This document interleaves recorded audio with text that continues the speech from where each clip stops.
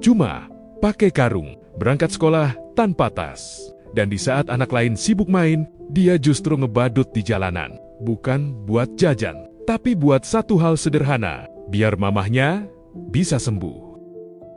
Di sebuah sudut jalan di Sukabumi, seorang bocah perempuan kecil berjalan pelan, memanggul karung yang hampir lebih besar dari tubuhnya sendiri. Di dalam karung itu bukan mainan, bukan buku baru, melainkan kardus dan botol bekas. Barang-barang yang bagi sebagian orang dianggap sampah, tapi bagi dia itu adalah harapan. Kisah ini pertama kali viral setelah dibagikan oleh seorang perempuan bernama Elita Sabila. Dalam unggahannya, ia menceritakan momen tak terduga saat bertemu dengan bocah ini. Bocah kecil itu menghampirinya dengan langkah ragu, tapi mata yang penuh keberanian. Di usia yang seharusnya diisi dengan tawa dan permainan, dia justru sudah akrab dengan kerasnya kehidupan. Setiap hari, bocah ini mengumpulkan barang bekas. Kadang, dia juga ngebadut di pinggir jalan.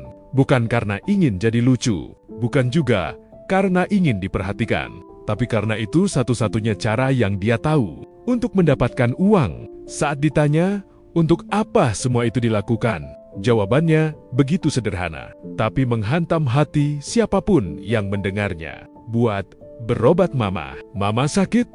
TB. Kalimat itu keluar dengan polos, tanpa dramatisasi, tanpa air mata. Seolah-olah ini adalah hal yang biasa. Padahal, tidak ada yang biasa dari seorang anak kecil yang harus memikirkan biaya pengobatan orang tuanya. Kalau aku kasih uang lebih, rezeki lebih buat kamu, kamu mau pakai apa? Buat berobat mama. Emang mama kamu sakit apa? Sakit TB. TBC? Yang lebih membuat hati terenyuh, bocah ini ternyata masih duduk di kelas 1 SD. Ya, dia masih sekolah, tapi dengan kondisi yang jauh dari kata layak. Dia tidak punya sepatu, tidak punya tas. Buku-bukunya dibawa dengan tangan kosong, dan karung yang dia bawa setiap hari itu kadang justru lebih berguna daripada tas sekolah yang tak pernah dia miliki. Di sekolah pun hidup tidak jadi lebih mudah. Dia bercerita, teman-temannya sering mengejek, dibilang miskin, bahkan dipanggil dengan sebutan yang menyakitkan. Tapi anehnya, dia tetap tersenyum. Senyum yang sederhana, tapi menyimpan ketegaran yang luar biasa. Kamu sekolah kelas 1, punya sepatu enggak? Punya tas enggak? Punya. Masa ke sekolahnya gimana kalau enggak punya sepatu sama gitu dipegang. bukunya dipegang, enggak pakai tas, enggak pakai sepatu? Emang gak malu sama teman-teman? Teman-teman siapa ada jahat. Dijahatinnya gimana? Kayak anak monyet. Oh, kamu dibilang anak monyet? Orang tuh seperti itu emang aku. Oh, Suka badut, cenderung suka ngebadut. Emang aku nggak ngebadut. oh, jadi teman kamu tuh suka bilang kayak gitu? Banyak banget dia kata. Setelah kisah ini viral, ribuan orang tersentuh. Banyak yang merasa haru, banyak juga yang merasa tersadarkan.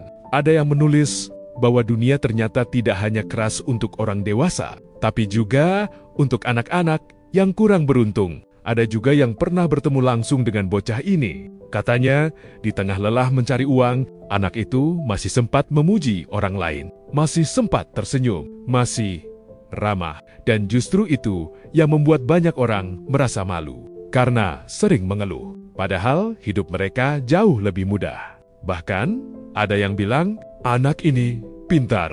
Uang yang dia dapat tidak langsung dihabiskan. Dia putar lagi, dibelikan barang kecil, lalu dijual kembali. Di usia sekecil itu, dia sudah belajar bertahan hidup. Kisah ini bukan cuma tentang kesedihan, tapi tentang realita yang mungkin selama ini kita lewatkan. Di tengah dunia yang semakin modern, masih ada anak-anak yang harus tumbuh lebih cepat dari seharusnya. Bocah kecil ini mungkin tidak punya tas, tidak punya sepatu, bahkan tidak punya masa kecil yang utuh. Tapi dia punya sesuatu yang jauh lebih besar, tekad dan cinta untuk keluarganya. Dan dari dia, kita diingatkan satu hal sederhana. Kadang, pelajaran terbesar tentang hidup justru datang dari mereka yang memiliki paling sedikit.